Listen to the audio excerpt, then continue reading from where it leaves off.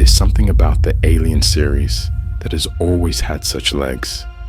Created 45 years ago, Ridley Scott brought us a creature straight from our space nightmares. The life cycle of the creature so well throughout, and the consequences so dire, it's easy to just put them in any environment and just let them run wild. Yet filmmakers seem intent on constantly trying to evolve the Alien franchise past this point of perfection. So we're going to get into some of the issues present in the recently released Alien Romulus. And yes, we're getting fully into the spoilers, so watch out. Alien Romulus released this weekend. Check out Chris Bumbray's 710 review, and I agree with most of his points.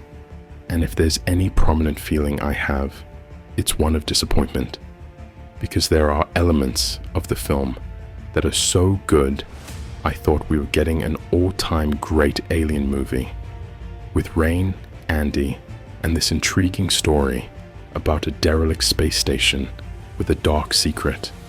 But instead, by the end, this felt closer to Prometheus than anything else.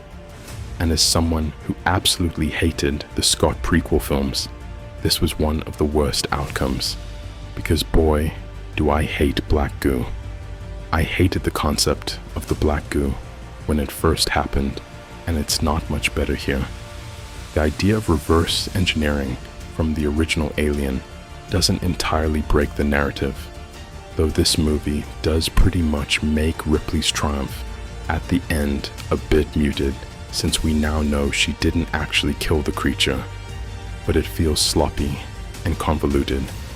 Up until this introduction, I was actually really feeling very positive about the film, but it seems intent on connecting to every single film in the franchise in some way, with the story really needing a strictly aliens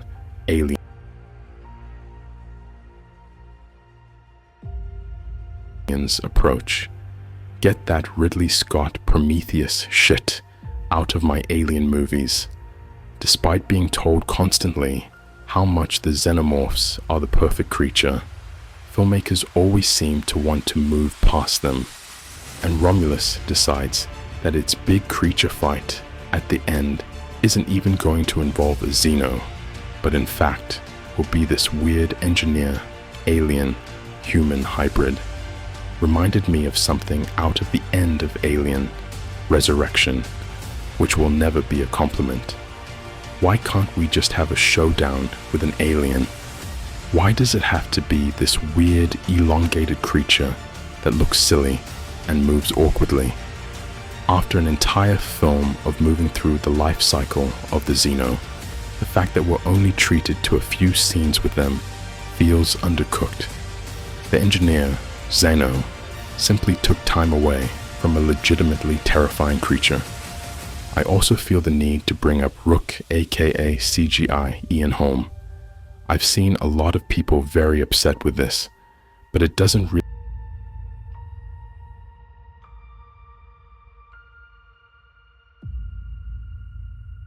hamper the film for me. As Fede Alvarez stated, Holm's model is the only one we haven't seen in other film entries, so I don't mind him appearing here. I think we're getting to the point with CGI where audiences are being too picky. Is it an exact recreation? Absolutely not, but to treat it like an abomination is a tad over the top, given its photorealistic nature. And with the family supporting the decision, I'm also not going to be the one to be upset about his likeness being used. If his family is okay with it, so am I. I don't want this to be entirely negative, as I still really like the film, just think it has flaws.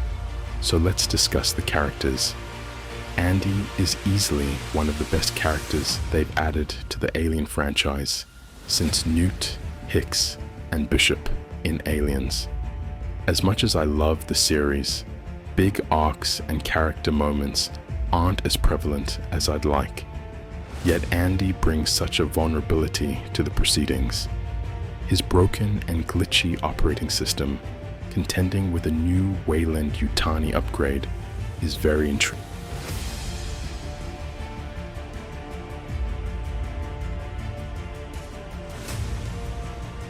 intriguing, and I know everyone was worried that Rain would simply be Ripley Light, yet they managed to separate her enough, personality-wise.